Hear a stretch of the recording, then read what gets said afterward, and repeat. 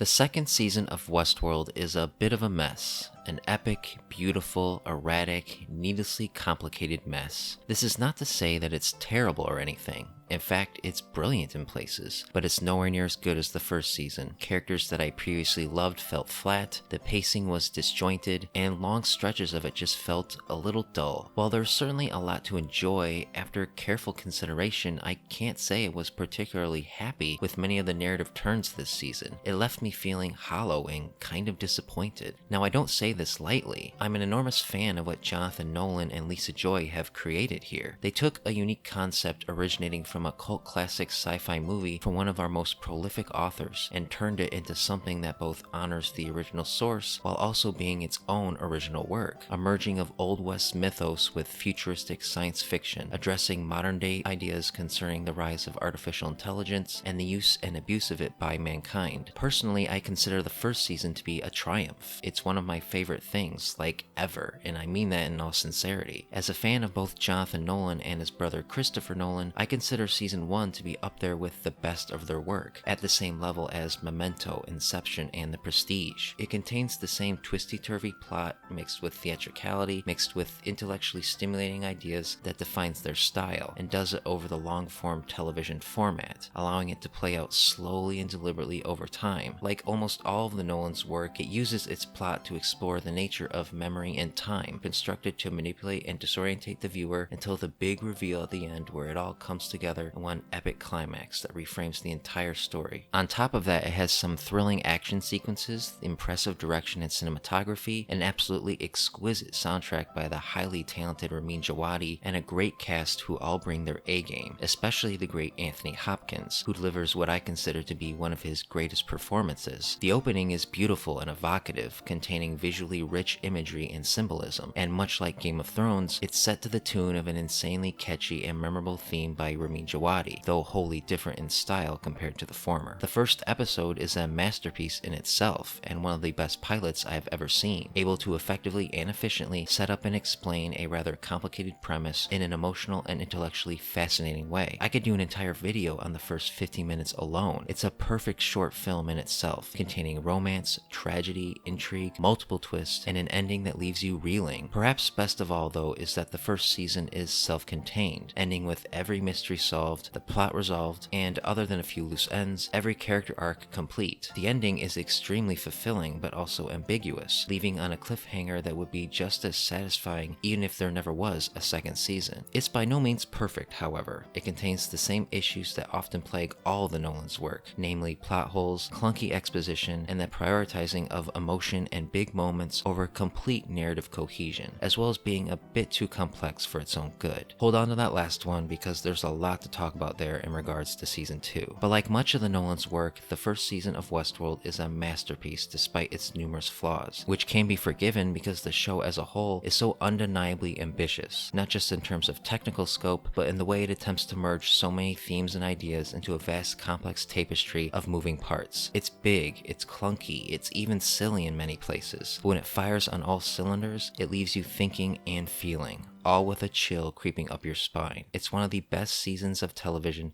I've ever seen. So given my immense infatuation with the first season, it's safe to say I was very much looking forward to the second season. However, I was always aware of the chance that the show could drop the ball at some point. After all, it wouldn't be the first show to do so. And so it is with this state of mind that I went into the second season bracing myself for this possibility. I told myself that whatever happens with this show, I will always have the first season. And now that the dust has settled on season 2, I can safely say that, as I feared, it is indeed a significant step down in quality to the first. There are a lot of middling issues that plague the second season throughout its entirety, and when added up, severely degrade the quality of the storytelling. But before I spend the rest of the video complaining, let's briefly go over some of the good stuff, because despite my issues, there was some excellent material in season 2. First of all, the direction, acting, and production design continue to impress. Like Game of Thrones, Westworld feels more like a 10-hour blockbuster than it does a television show. It's sprawling with a huge cast of both old and new characters, all of whom are played by great actors. Basically, the show is beautiful. From a technical perspective, there is little to fault here. Season 2 also has some of the best episodes of the series, namely episodes 4, 5, and 8. Episodes 4 and 8 in particular are lean, well-paced character studies that open up the mythos of the show in really interesting and inspired ways. Lisa Joy's direction in episode 4 is so good you wouldn't know it was her first time, and episode 8 presents the history of the park from an entirely different context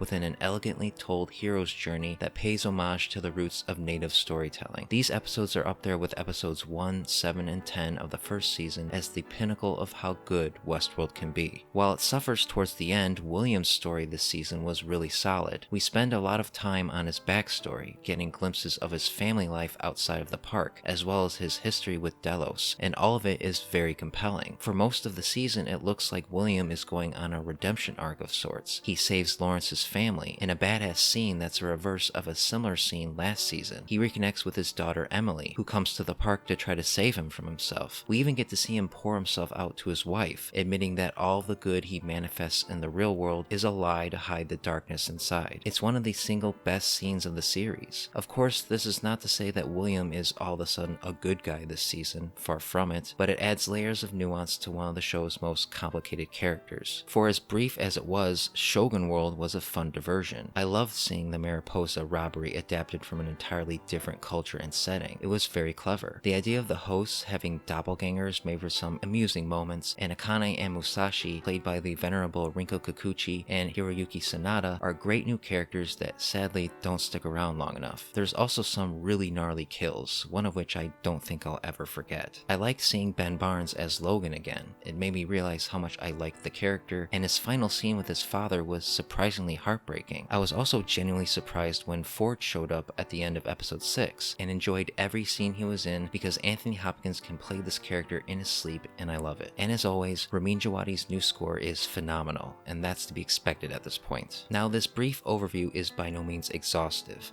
There was a lot of other good stuff peppered throughout the season, but I'm not here to talk in depth about the good stuff. I'm here to explain why I feel season 2 as a whole doesn't live up to the setup of the first season. So let's start from the beginning, shall we? The first episode of the second season is the worst episode of Westworld. When the credits rolled, I was shocked by how disconnected I felt to it, and this is because I don't think it does a very good job hooking the viewer. It begins well enough with a cryptic and ominous talk between Dolores and Arnold, but then the episode hops around chaotically from one scene to the next, disorientating the viewer and setting up numerous mysteries. Now, this should be all well and good. It's the Westworld way, but the problem is that this episode doesn't have an emotional anchor to ground you into the story. The closest it gets is Bernard, as much of the episode is dedicated to him, but he is so discombobulated that it doesn't quite work. He spends so much of the episode, and indeed the entire season, looking lost and confused, which I understand was the point, but it isn't very compelling, as it essentially acts as a character reset of sorts, and Jeffrey Wright is thus given little to work with. This episode is just too plotty. It doesn't take its time to reconnect you to the characters, and because of this, when the big twist comes in at the end, it doesn't register.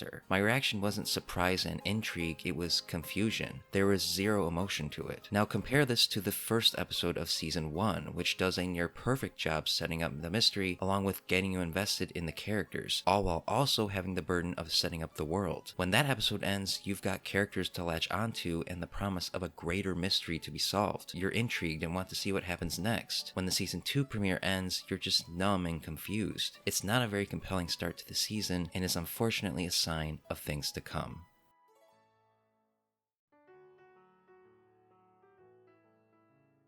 Dolores was my favorite character in the first season. Evan Rachel Wood is a great actress, and her wide-eyed beauty makes it easy to sympathize with her. Her journey to the center of the maze was the heart of the first season, and I was really invested all the way through. When it was revealed that she was in fact Wyatt, I thought that was a great twist. Turning the farmer's daughter into the harbinger of mankind's destruction, the one to lead the violent host uprising, and having her accept that role by putting a bullet in her creator's head was a powerful way to end the season, because it was a direct inverse of the role she had been playing for her entire existence. It left me very intrigued to see how her character would evolve the following season. How would she handle the duality of her being, and what personal struggles would she have to experience in doing so?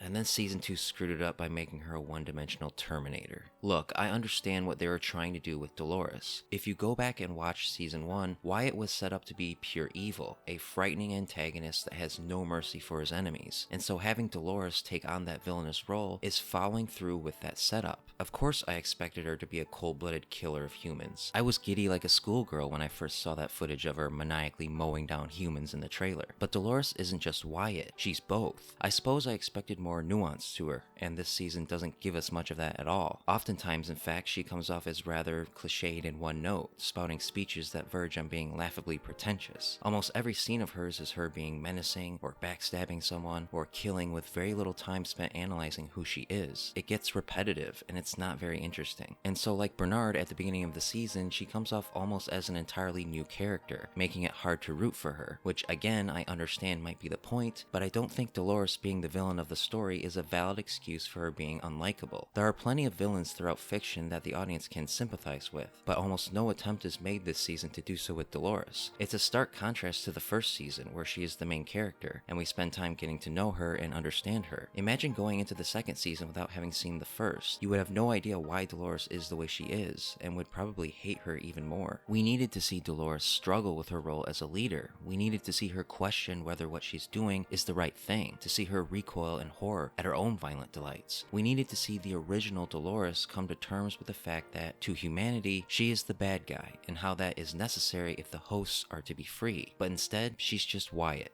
determined without question to kill all humans. This robs Dolores of what made her such a compelling character in the first season. In one season, she went from one of the most interesting characters to one of the least. It feels like such a waste of a good character and a great actress. Of all the crimes of season 2, this might just be the hardest to forgive.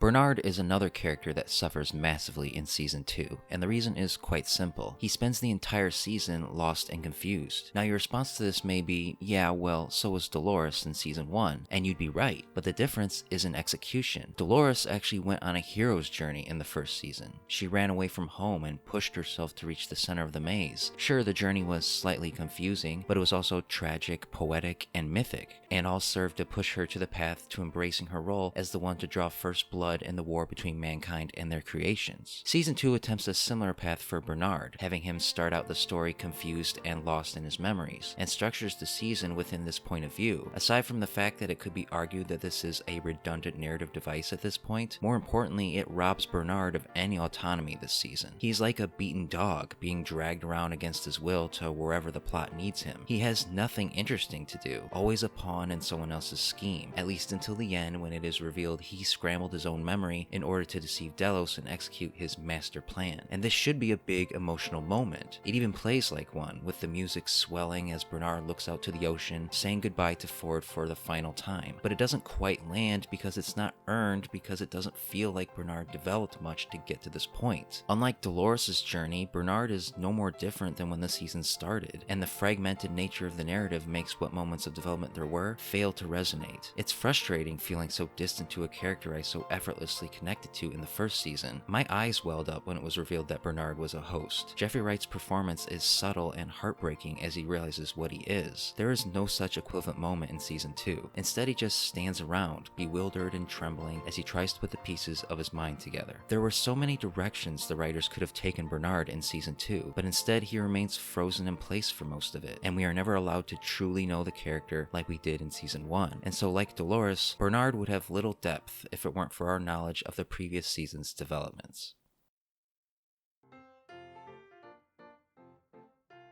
But what about Maeve? Surely she fared better, right? Well, yes, in the sense that her story is undeniably more personal and emotional. However, the problem with her storyline is the exact opposite of the others. Hers has little to do with the main plot, consisting of her trekking through the park with her own little fellowship in an effort to find her daughter. Her side quest through Shogun World, as awesome as it is, could be chopped from the season completely and it wouldn't change a thing. I know the word filler is often overused these days, and in terms of character development for Maeve, Maeve, it is anything but in relation to the plot, it is, because it literally has no effect whatsoever. Had Musashi and Akane stuck around, and had the other worlds been a part of the pilgrimage to the Valley Beyond, this wouldn't be the case. But alas, they're just a pit stop in Maeve's quest, which is one of the best storylines of the season precisely because it is more about her character and less about the plot. Unlike Dolores and Bernard, we clearly understand her motivation, and are given plenty of quiet, intimate moments that allow us to connect to her. Having her journey paralleled with that of Akane was a beautiful way of externalizing her motivations, while also saying something about the parallels of experience that stretch across cultures. It's classic Westworld, and why episode 5, despite it being filler, is worth the diversion. Unfortunately, she spends most of the last act of the season lying on a table, and then gets killed helping her daughter make it to the valley. Yeah, it's pretty underwhelming.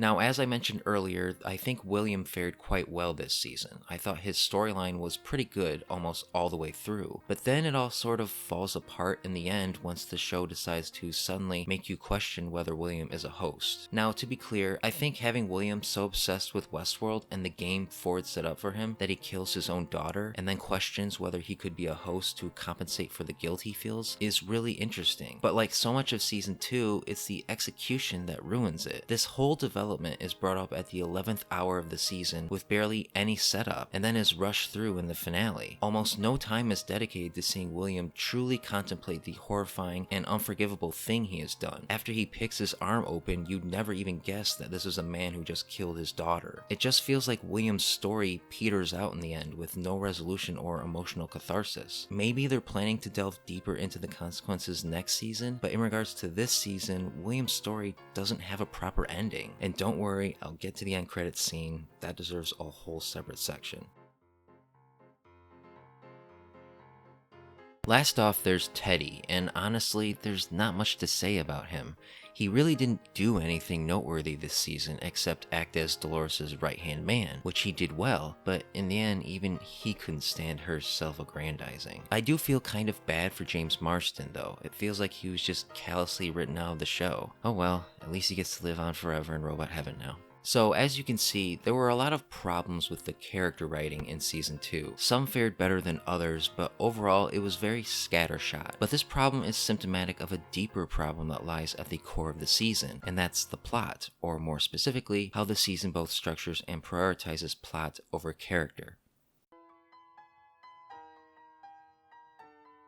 Westworld is undeniably a very plot-heavy show. It always has been, and so more than a lot of other shows, it has to find a balance between the demands of the plot and the development of the characters. And for the most part, I think the first season did a pretty good job achieving this balance. It presents numerous mysteries and lays out breadcrumbs along the way, but still takes the time for character arcs and journeys of self-discovery. In fact, it blends these two things fairly well, which is what gives the season its punch, while also teeing up the audience for mind-blowing reveals. The narrative twists and time jumps simultaneously serve both the story and the characters. Dolores' story is confusing because she is confused in a way only the host can be, lost in time as she navigates her way through her memories. The structure of the season isn't meant to confuse for its own sake. It also serves to say something about how an artificially intelligent being could perceive time and space. There is a reason for the complex, confusing plot of the first season. In season 2, however, this isn't quite the case. Like season 1, there is a lot of time jumping and deliberate withholding of information, but here they work more as a framing device to tell the story. Ask yourself, did season 2 gain anything by telling its story the way it did? What purpose was there in jumping between the past and the present other than to hide a few big reveals for the end? Without this purpose, season 2 feels needlessly complicated, to the point where it feels so disjointed it becomes hard to care. You spend so much time trying to keep track of when things are happening, puzzling where it's all supposed to lead to, that focus is taken away from what really matters: the characters, their inner struggles, and their journeys. Sure, there's something to latch onto if you strain to find it, but since so much is happening at any given time with barely any downtime, we don't get many moments to truly understand the characters. As an example, let's return to Dolores, since she's arguably the most egregious example of this. We never truly understand her this season.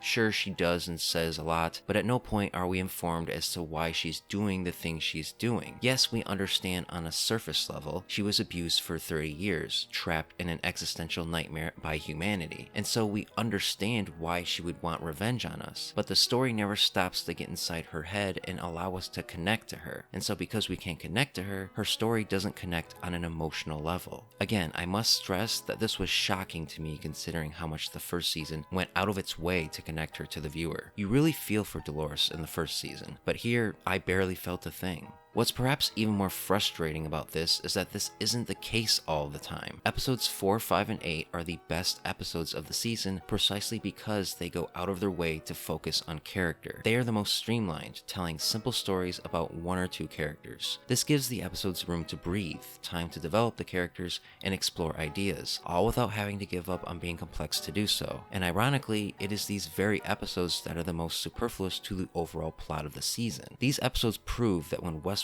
spends more time immersing you in the world and less time racing from one plot point to the next, it shines the brightest. I'm not saying the show should only be character-centric at the expense of the narrative, only that there needs to be a balance, and I don't feel like Season 2 was very balanced at all. It's too lopsided towards the plot and trying to pull one over on the audience, and the result is a season with little emotional catharsis to it. However, all throughout I held out hope that it would all come together in the finale, and that it would all make sense in the end, and I would feel like a fool for not giving the show the benefit of the doubt.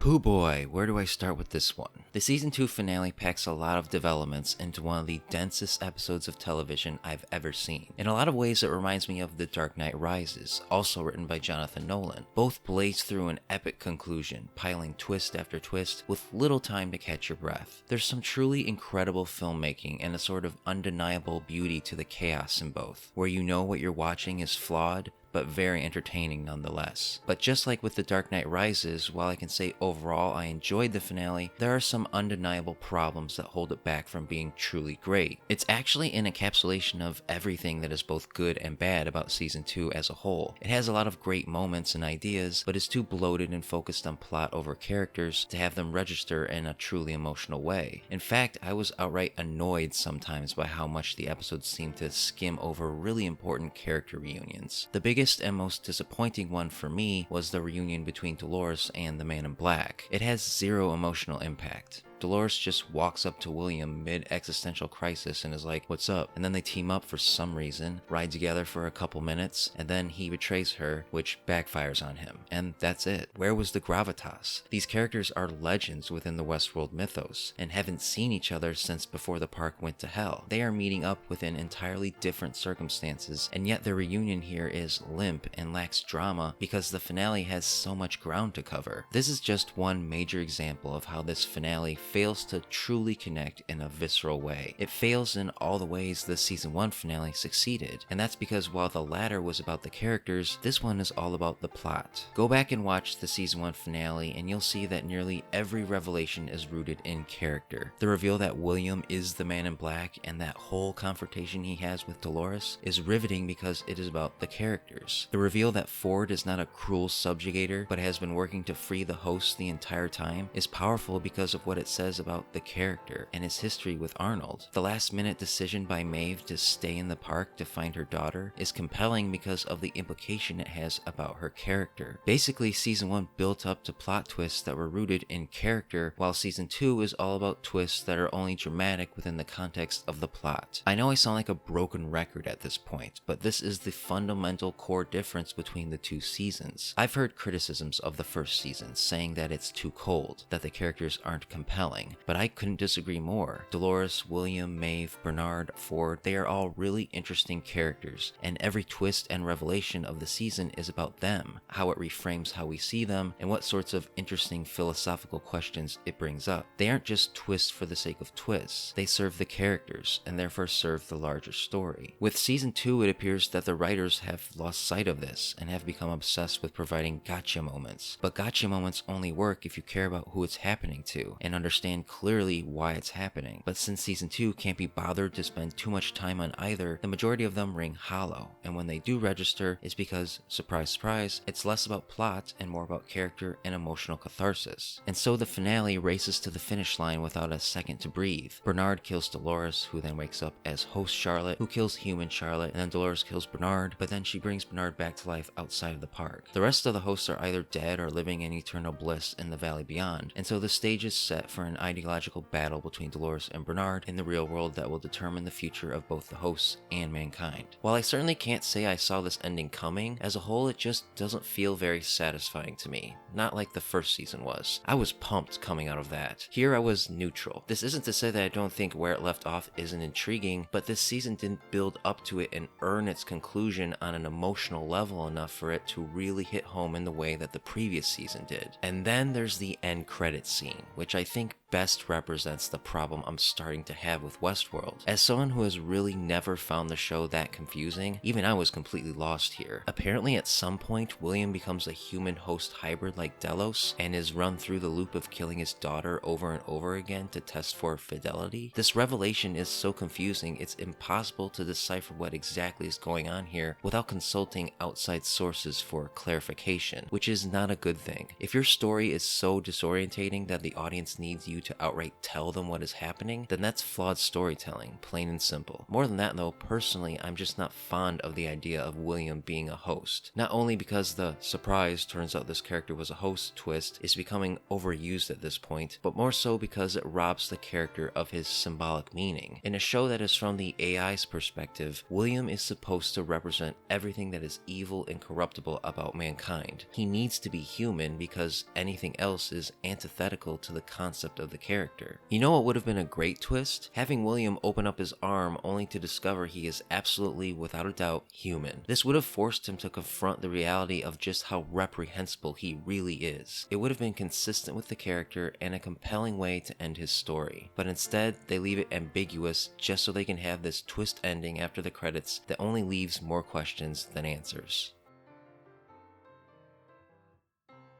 So that's it. I think I've said all I have to say about season 2. I could go on about a few other things, but this video is already too long, and any more complaining and I'll start feeling like I'm kicking a guy when he's down. I know that it sounds like I really hated the second season of Westworld, but I don't. As I stated before, I think there was some amazing stuff this season. I would say that I was more underwhelmed. I just think it got a little too crazy and ambitious for its own good. I think the writers took some serious missteps with some of the characters, namely Dolores, and I think they tried to cram in too much plot developments and twists while forgetting to keep them rooted in the characters. I made this video because I love this show and wanted to voice my opinion on it. I'm not here to convince anyone that I'm right or smarter than anyone else. If you like the second season and don't agree with most or any of my points, then that's fine. I'm glad it satisfied you. And it's not like I'm done with Westworld or anything. I want it to succeed, and I'll be looking forward to season 3, if anything because I genuinely have no clue where it's headed, and that's great. But I can't help but feel like no matter where it goes, it'll never match the magic of the first season, and I'm content with that. Whatever happens with this series, I'll always be grateful for my first trip through Westworld and all the twists and turns and unforgettable moments that came with it.